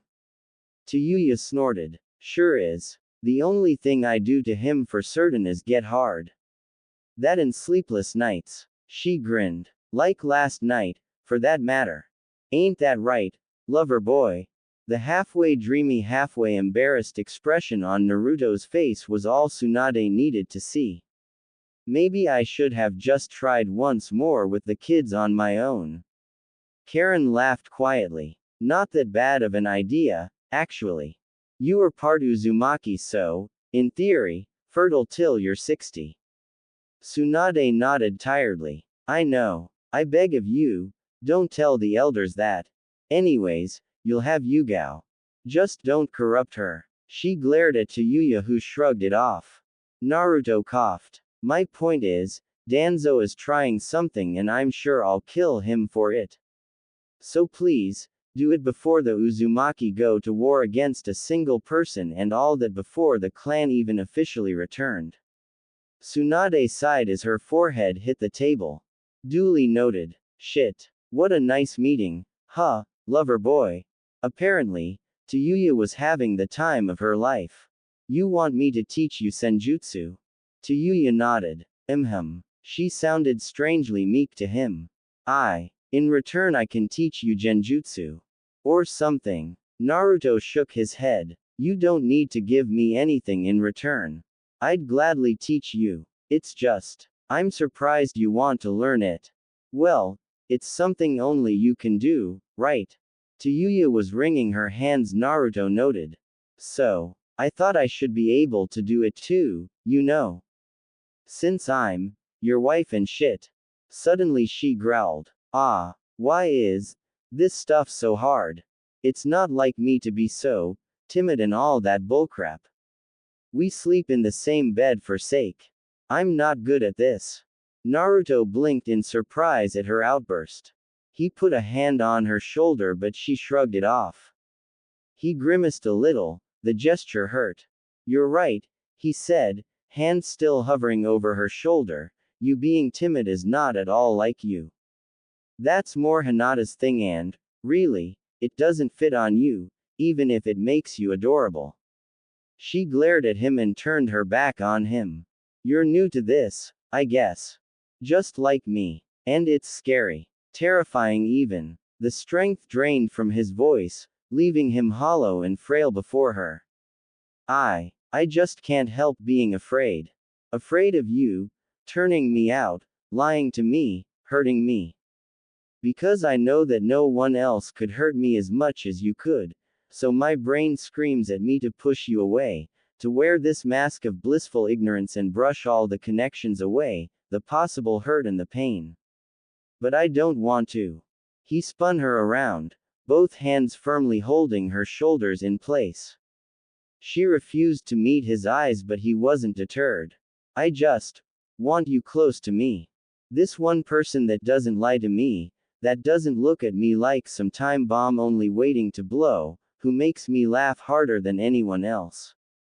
I never had that. And all of a sudden, I have you sitting on my couch, complaining about the weather and Sakura's voice, and I'm just like, holy shit, why does her voice make my heart beat faster? And I ask myself why your eyes make me hold my breath, why I can't stop staring at your hair, why your legs drive me crazy. Naruto had completely lost his cool. He rested his forehead atop of her head, breathing hard. Tayuya didn't fight it, she just silently let him lean on her, her mind empty and at the same time filled to burst. All she could do was listen and try to calm her erratically beating heart. Naruto took in her scent, the strawberry smell of the shampoo she'd never admit to have. To anyone but him. He smiled. You confuse me, he whispered. Around you I can't even think straight anymore. I feel like two different people. This boy, this loudmouthed idiot they know, and he smiled ruefully. And the guy that gets his forehead flicked when you don't want to eat the veggies, the guy that silently watches you try, and fail, I might add, to prepare dinner and can't help but smile. That confused guy whose eyes are drawn to you, whose thoughts center around you, and the guy that really likes being confused by you. That idiot that calls himself your husband. She was silent then, only the sound of her soft breathing could be heard as Naruto held his breath. Her head slid forwards and thumped against his chest. Lifting it again, she thumped against him again. And again. Idiot, he heard her mutter. If anyone's confused her, it's me, damn it.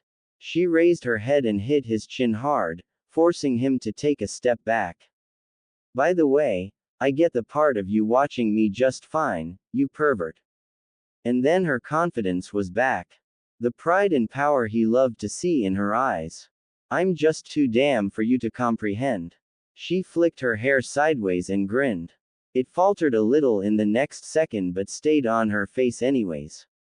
I can get my head around all that horny stuff, lover boy, and I'm sure so can you. I just never had anyone so close to me before. I don't remember my mother enough to. I don't even remember her voice correctly. She shook her head. Her hand flew up and she flicked his nose. You're right. All this stuff is scaring the living shit straight out of me. The thing is, you could hurt me more in just under a minute than Orochimaru could in all my time in that asshole's presence, and even then it wouldn't compare. And that is terrifying. And yet I'm still here. So either I'm crazy or I love you. The words, these two little words, they wouldn't leave her mouth. She felt like she had chalked on them. She shook her head, her grin back in full force. So you better enjoy being confused as much as I do, or I swear I'll. Her grin turned mischievous. Hog the blanket. Naruto gaped at her. This woman. You wouldn't dare. He managed. She flicked her hair again, a motion she knew that distracted Naruto greatly. Try me. She dared. Fine. Here's the deal, Naruto said. I show you how to use nature chakra and you let me into the blanket. Tayuya pretended to think hard about it, walking from side to side like she was making the hardest decision in her life. Deal, she said. Naruto breathed a sigh of relief. Not because he was cold at night, but more like because the feeling of her skin on his was addictive. But I honestly expected you in more than just my blanket. Huh. Her grin set his insides on fire. My panties, for example. Then again, I'm not wearing any. Karen shook her head. I swear, the two of you were ready to marry officially and had that kind of talk only after the decision was made. And why the hell are you both so horny all day? Tayuya laughed. Hell if I know. Besides, we both are emotionally abused people. Did you expect shit like this to run smoothly? That wasn't even the last talk like that we had. She smirked. And it wasn't the last time I invited him into my pants. You are terrible, Karen groaned. And what did any of that have to do with the chains? I was getting to that. Practicing sage arts wasn't easy, you know. Ino and Sakura returned, both carrying an array of snacks and drink. We miss anything? Sakura asked and handed a bottle to Karen. The Uzumaki thanked her and shook her head. Nah. Just more innuendo. Ah, and sorry, said Naruto was dragged to an emergency meeting. Ha! Tayuya exclaimed. I knew the old hag wouldn't let him pace in the hallways any longer. Ino snickered. He was making the sisters nervous, I bet. The last time I saw he was muttering inaudibly and glared a hole into the doctor's forehead who had last checked up on you. Sakura snorted. Yeah. Ever since then I have to do that. And you are already slacking, Pinky. So, where was I? Ah, right, That thing with the chains. Ino giggled. I knew you were a kinky one. The glare she got from Tayuya could have ignited a block of ice. This is hard, Tayuya moaned, sitting on the parlor of the Uzumaki main building. She turned around to where Naruto sat behind her in the same meditative pose. How the hell am I supposed to draw it in? Naruto opened his eyes, solid gold in color, and tilted his head. Maybe I should give you a feel for it. Hang on. He moved around her and sat down face to face with her, taking her hands. I don't have any of the toad oil, so I'll just leak a little into you. Tayuya's grin was devious. I thought you didn't want to get me pregnant just yet. Funny. Really funny, Naruto deadpanned, though his ears reddened a bit. Close your eyes and try to feel it flow. Let it move with your own chakra, like adding water to a river. Tayuya nodded, winked and then closer her eyes. She took a deep breath and focused on her chakra. There was a warmth in her hands that had nothing to do with the skin contact. It was like hot jelly. It pulsed with power, and when it made contact with her chakra, it suddenly went haywire. Her hands felt hot, her bones grating against each other, and she gasped in shock. She opened her eyes to see her hand having turned to stone. But before she could even curse, Naruto's hand covered hers completely and it was back to normal. She breathed, it messed up the flow of my chakra completely. Naruto nodded. It doesn't give off the feeling, doesn't it? It feels so slow and calm, but in reality, it brims with so much energy, you can barely grasp it. Tayuya frowned. But I can't accelerate my chakra influx to that speed. It would set me on fire. Exactly, Naruto agreed. As I said, like adding water to a river. The water you add adjusts to the speed of the river and not the other way around. Taking in nature chakra is hard enough as it is. You have to absorb it, not let it wash over you, it'll turn you to stone instantly. Why wasn't my hand webbed? Like a frog? She asked, opening and closing her hand a few times. Because we are doing this differently than the toads. Toads, Tayuya. They really hate being called frogs. Tayuya snorted. Toads, frogs, whatever. What do you mean differently? He rubbed the back of his head. Well, for reasons I don't actually understand, the toads believe that nature is always at calm, peaceful and steady. Hence their unmoving meditation to gather the chakra. And while meditating helps, nature chakra is certainly not calm and still. I's a goddamn whirlpool of life energy, so volatile and violent in nature that it can crush mountains. The literal force of nature. And how the hell does that tie into me not becoming a frog?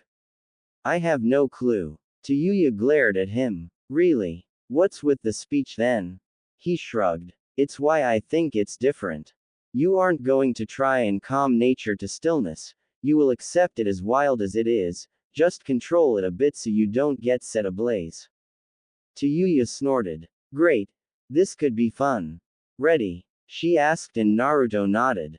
Cast it. Naruto nodded again and went through a few hand seals. Demonic sound. Phantom sound chains. His right hand flew to his lips and produced a sharp whistling noise that pierced the air on training ground 7. Tayuya went rigid, the vision of chains binding her taking hold of her limbs inside her mind. She grimaced for a second, then her eyes narrowed and her arms relaxed. She nodded to herself as she flexed her hands. Not bad, she called out to him. But you need a stronger image of the chains in your mind for it to last until you can mentally melt the opponent. Relaxing his stance, Naruto nodded. Okay, so, I imagine chains binding you, but the image needs to be clear. I solidify it with the chakra I force in through your ears by sound and then control the vision once inside. He looked up at her. Do I need to keep up the whistling? She shook her head. Nah. You have so much damn chakra you don't need to uphold the sound. Though it is harder because you use a single note, unlike me with my flute. This comes off harder than learning Sage Mode, Naruto grumbled. Stop whining and do it again, Tayuya chided, walking up to him and flicking his forehead.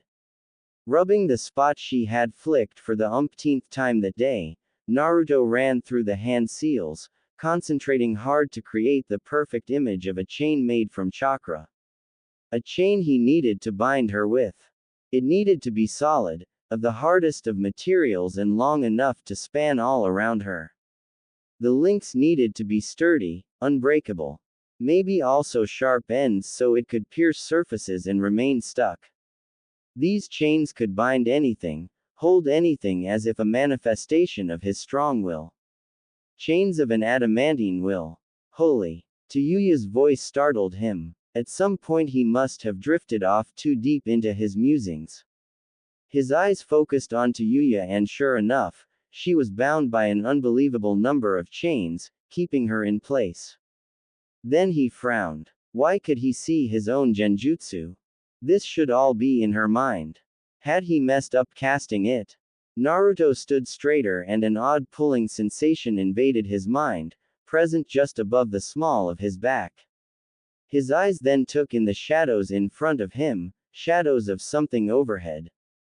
That in itself was strange because they were standing in an open field. Nothing should be overhead. Looking up his eyes widened and he would have taken a step back in shock if not for the pulling on his back. Holy. He echoed Tayuya. There were chains. Chains coming out of him.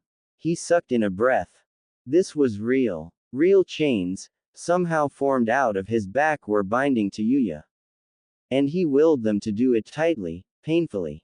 As if the realization had banished them, the chains suddenly turned into dust of light golden color. Even as Naruto sprinted towards her, Tayuya remained in the same position the chains had held her in, totally gobsmacked. Naruto brought his hands to her face. Tayuya, are you? What the was that? She shouted, her arms suddenly gripping his shoulders. I don't if I know. Naruto shouted back. Are you alright? Tayuya griped her upper arm, where his chains had bound him and rubbed the spot. Yeah, they didn't even hurt, just held me. Naruto sighed in relief. Thank God. Never mind that, Tayuya said. Just what the hell was that?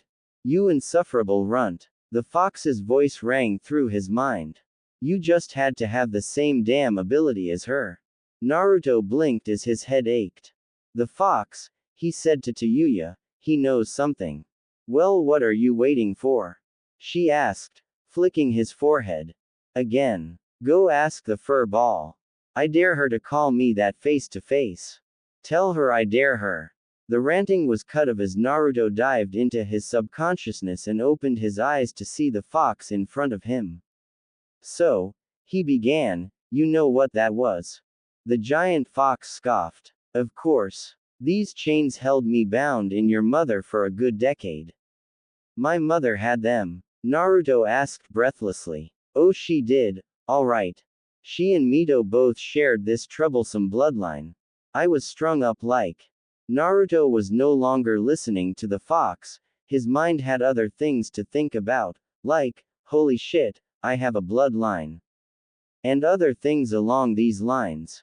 The fact that he was by now cursing even in his thoughts was a glaring indication for just how much Tayuya had affected him. His mind snapped back to reality and his eyes focused on Tayuya, who was studying his face intently. As his head sideways, she flinched as if caught with the hand in the refrigerator fishing for his last bit of cake. It's a bloodline, he said, grabbing her shoulders. She shook off being caught and her eyes widened. An Uzumaki bloodline? She asked him. I have no idea, he answered. I suppose so. I mean, my mother and Mito Uzumaki, the first Hokage's wife, could do it. Tayuya inhaled a little to say something but stopped short and frowned a little. You didn't ask. Are you serious? Hey, I was surprised. He defended. When she just raised an eyebrow at him, he scoffed. Fine. Going back already. The fox was still ranting, apparently he never noticed that Naruto had left. As the fox was pacing around in his relatively free space, Naruto waved to get his attention. "Oi, fox!" he called out. The massive beast turned a glare on him, baleful and dismissive. "What?" he asked incredulously. "Is this some kind of Uzumaki bloodline?" The fox snorted. "Wasn't that obvious?" "Shut up, furball. Don't call me that," the fox growled. Naruto huffed. "It's not like your furry ass ever gave me a other name to call it by." If looks could kill, Naruto would have been dead on the spot. "It's Kurama. Remember it well, flesh bag. You know, now I'll insist on calling you furball, thank you very much. You little." When Naruto returned, he found Tayuya only an inch from his face. This time, however, he gave no indication that he had returned. Her lips were slightly parted as her eyes lazily looked him over. One of her hands brushed a blonde lock out of his eyes and her face came ever closer and her head tilted a little. She licked her lips subconsciously and Naruto nearly did the same. Gosh, why was she so beautiful? He wasn't going to stretch this any longer. Tayuya was effectively thrown back when Naruto suddenly closed what little distance remained between their lips. Their hands were in each other's hair faster than the other could even tell, and Tayuya only fought for the upper hand for a second before she just moaned into Naruto's mouth when he pulled her whole body into him. It was just like this, making out heatedly, that Kakashi stumbled over them nearly quite literally, and he was about to just let them have this moment when Naruto's shirt suddenly obscured his vision. Judging by the state of it, Tayuya had just torn it off him. And Kakashi, even tough he was a pervert, was not about to let Tayuya's top join it. "All right, love birds," Kakashi said, hopefully loud enough for them to hear, "go do that at home. They didn't build you that compound for nothing." The only answer he got was Tayuya's black thighs hitting his face. Oh dear lord, the Uzumaki were sure to grow explosively like that. Throwing the fabric at them, he sighed. Kids these days. Then he simply walked his way, reading a scene that was strangely similar to the one he had found his student in just now. And for the first time in all his life, Kakashi didn't feel like continue reading it. "That's it?" Karen asked. "I kinda imagined some kind of enlightenment, not Naruto just trying to create reasonable chains for a genjutsu." "Shut up. It just happened like that," Tayuya groused. "Besides, how I learned it is even less spectacular. Naruto just told me what he thought off and I could do it the same afternoon." "After you finished making out," Ino supplied. "After we finished making out," Tayuya confirmed, grinning. "And then we made out again." "Oh boy," Sakura huffed, "what a surprise." Suddenly, just as Tayuya was about to continue, the door was shoved open and the children barged back in, followed by an extremely annoyed Sari. She confirmed that the children were all inside and made to leave. Before she was out the door, however, she used a hand sign that no one needed sign language for to understand. Sakura frowned as she patted her daughter's head affectionately. "Did she just flip us the bird?" Karen snorted a laugh. "Sure did. And I bet if we leave her alone with them again she'll do much more than that. Her lightning release is scary." The sun was nearly gone when Tayuya looked out of the window. It was growing colder, even in the room. She was starting to become a little tired. Gently patting her stomach, she wondered when Naruto would show up. Sasuke stood high up on the topmost branch of a tree, 2 miles or so from Konoha, and surveyed the wall and the gate for his last mission given to him by Orochimaru. Not that Orochimaru knew it was the last one. Sasuke fully intended on killing the snake the moment he tried and get his body. This retrieval mission was just his chance to get some intel on Konoha along the way and deliver it to Madara. He slipped off the tree, letting himself fall down into the shadows below. His Sharingan glowed crimson in the dark. All that was left was finding his target. It should be easy. There shouldn't be anyone else with hair like that and a mouth that foul. Bringing her to Orochimaru would be just as easy. The snake had fulfilled his purpose. After that, he'd go with Madara to further increase his power. Karen threw a rock at him. She did, really. And if not for his unreal reflexes, it would have hit his head dead on. Having caught it in his hand, which now stung a little, he curiously looked at his quasi-sister. Yes, he said casually, what is it? Apparently, every Uzumaki woman had a temper to be reckoned with, because the scowl on Karen's face was seriously scary and bordering to Yuya's level of scary. Damn it, Naruto, she shouted and waved her fist angrily at him, I've been calling out to you for nearly 10 minutes. Tsunade sent for you, so move it already before I start throwing sharper things. Naruto pouted playfully, which looked really ridiculous as he was hanging upside down from a tree on the compound by a chain that was coiled around his midsection. Yes, Mom, he mockingly shouted back at her. He vanished in a body flicker before the kunai even left Karen's hand. He reappeared on the windowsill of Tsunade's office and immediately dodged the fist that came flying at him. You're late, Tsunade hollered. I swear, if Kakashi is involved in your tardiness I'll make him chunin again. Naruto chuckled nervously and sat down in one of the two chairs in front of the desk. The fact that there were two chairs in the first place confused him. Are we waiting for someone? The look of pure loathing that Tsunade threw him was effectively shutting him up. For about 5 minutes he squirmed under Tsunade's glare until he sensed someone approach, someone he knew, and he couldn't help but smile a little. Not a second later, Tayuya sat on the windowsill, grinning at him. She, too, deftly avoided being pummeled by Tsunade and sat herself down in one of the chairs. Preferably the one Naruto was already sitting in. With her legs slung across Naruto's lap and an arm around his neck, she looked at Tsunade as if everything was perfectly normal. While Tsunade's eyebrow twitched violently, Tayuya inspected her nails, waiting for the Hokage to speak. Naruto was meanwhile busy studying Tayuya's hair, brushing his fingers though it absently.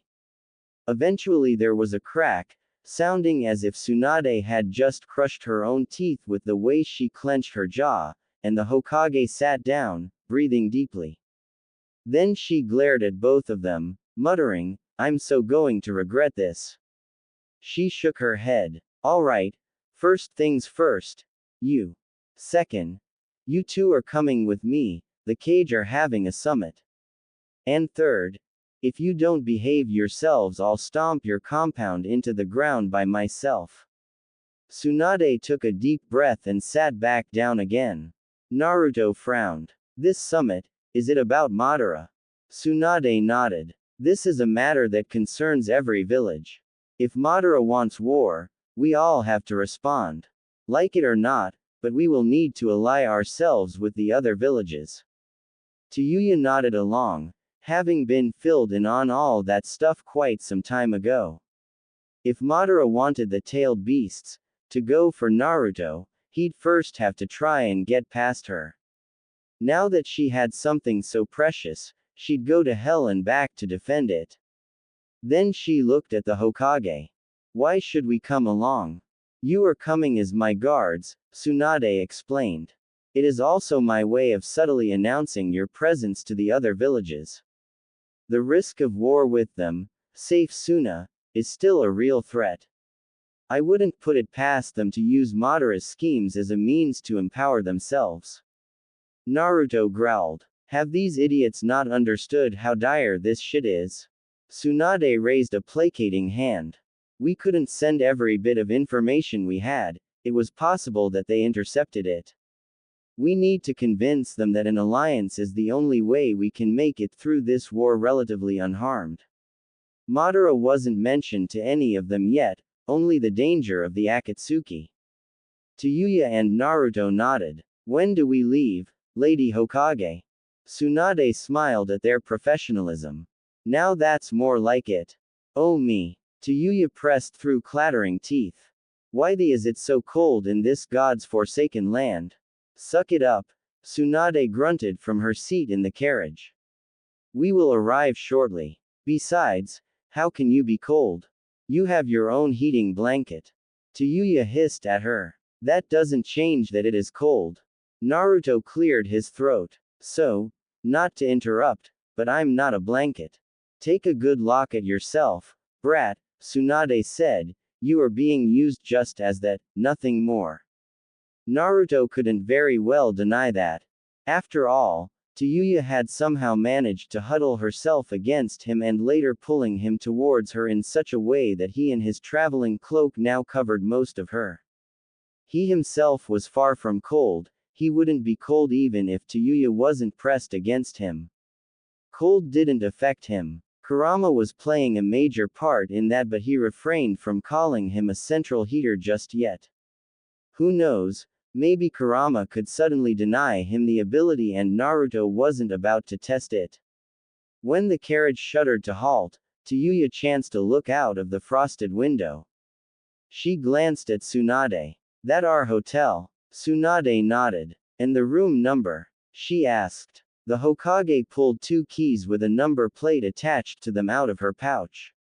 We have 300 and 301. You two get 301 and. But suddenly the key was ripped from her grasp and the carriage door was open. In the same instant Tayuya vanished, not leaving a trace behind and surely already as good as inside the room. Tsunade sighed and got out herself. She glanced at Naruto. Will you take care of the luggage? Naruto stood straight and bowed slightly. Of course, Lady Hokage.